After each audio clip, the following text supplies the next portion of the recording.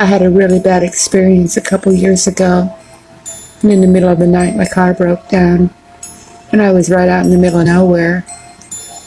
I did have my cell phone, but I didn't have any money for a tow. I didn't have any roadside service, and I couldn't get in touch with any of my friends. So I pulled the car over into the parking lot of a factory, and I had no other option but to walk for help. And while I was out walking, I got picked up by two men who didn't even speak English. Well, they spoke Spanish and I didn't, but somehow I was able to help them understand that my car had broken down. Well, they had a family member that had a tow truck company, and they towed my car for free, gave me a ride home, and even offered to buy me some food. I was so touched. I knew I had to help somebody else if I ever found them in a situation. The following winter, I was late leaving the office one night. I had been so deeply engrossed in my work, I hadn't even noticed it had started snowing, and the snow had been piling right up outside my office window.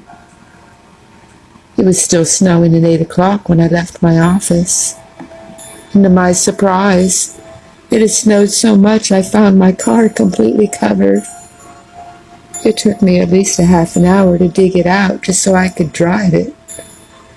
On the way home, it was still snowing pretty hard. But it was late. There wasn't a lot of cars on the road, and I was pretty eager to get home. As I was driving, I noticed a car up in the distance with its flashers on. It was hard to make it out at first, but then I saw someone struggling with one of the tires. I remembered the kindness that had been shown to me when my car broke down. I remembered how I felt walking down the road that night, and I remembered the promise to myself to help somebody else out if they needed it. So I pulled my car over to the side of the road and got out. A pretty young woman approached me and thanked me profusely for stopping. Approaching the tire, I noticed that the tire really didn't seem all that flat, and she didn't have a jack out, or really any tools to take the hubcap off.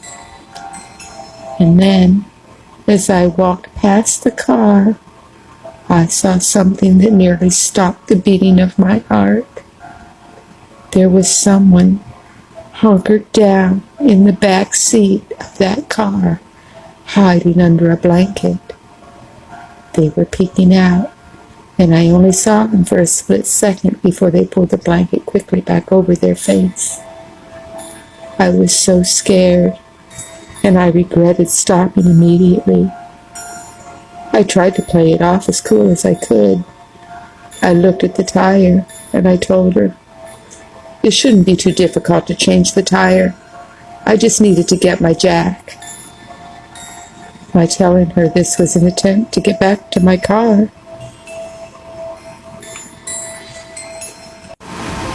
she insisted she had a jack and actually asked me to get it out of the back seat of her car while she looked for a safe place to put it. That was the lamest excuse I ever heard. But she obviously wanted me to open that car door and be caught off guard by whoever was in that back seat. "I actually know how to use my own jack," I told her. "I'll go get it." "Mine is better. It'll fit the car better. Just get it out of the back seat of my car."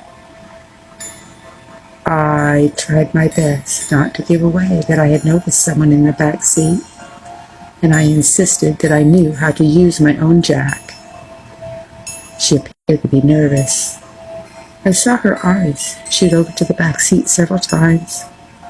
She told me that her jack and tire iron were in the back seat of her car, and that was all the information I needed. I told her I'd get the jack out of my car, and then I'd get her tire iron. She accepted this, and I slowly made my way to my car. My heart was pounding. She actually followed me. I went to open the car door, telling her I needed to pop the trunk. I thought I might have been out of luck just then because I saw that person in the back seat rise up and move to open the door. I knocked that witch down and out of my way, and the man jumped out of the back seat and ran toward us.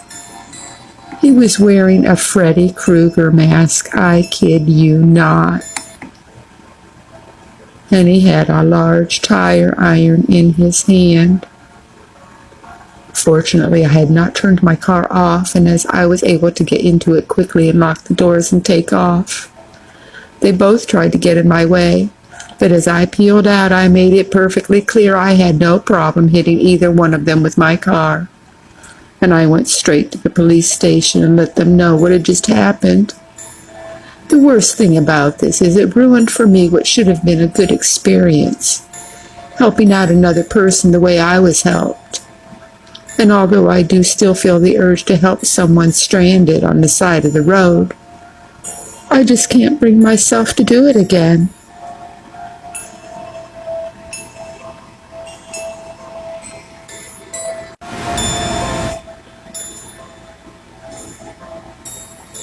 Last year I was able to purchase an older but pretty little store in historic downtown. It had a suite apartment above it. Tiny as it was, with a fireplace and all, it can be quite cozy and adorable. And since I like to read, I decided to open a bookstore. It's a very small bookstore, so I don't really have a need for employees. I can't begin to compete with Barnes & Nobles or Amazon by any means, but my needs are simple, and I earn enough to support myself comfortably enough. I'm happy, happier than I've been in a long time. We've been having an extremely tough winter here this year. There's a blizzard outside right now. The snow is falling and falling.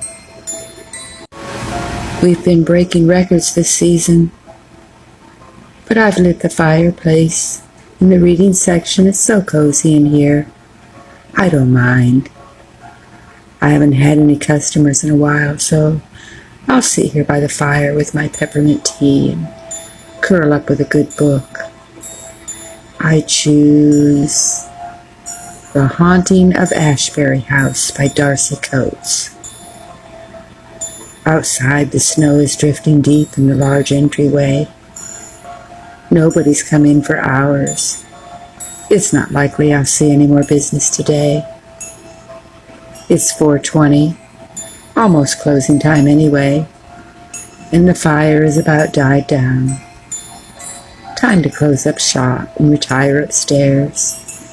I'll start another fire and fix some dinner. Feeling quite hungry, I just realized how lost I had gotten into my book. After dinner, I'll pick it up again. Nice quiet evening planned. Just as I'm heading upstairs, I hear a knock at the door. Well, if somebody has come out on a night like this for a book, I should probably let them in. And as I walk up to the door, I see a homeless man standing there. I ask him through the door, "Can I help you?" His only response was a soft whisper, "Freezing." I tell him, "There's an open shelter just up the road. You'd better hurry before it gets too late."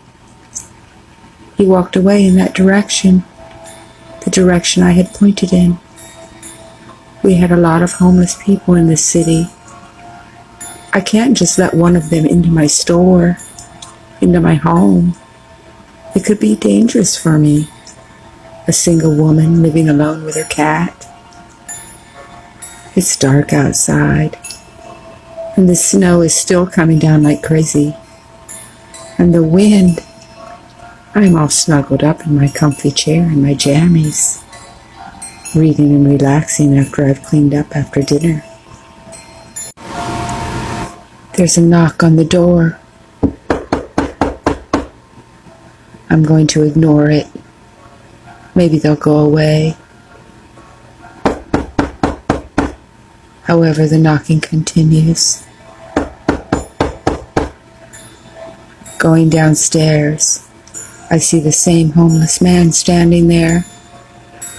I walk up to the door and explain, "I can't do anything to help you."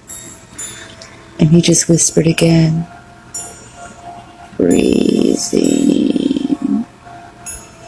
I feel horrible for this man. "Wait," I tell him, and I go and I grab a box. In it I put a blanket and some battery-operated socks and a couple of those hand warmer thingies.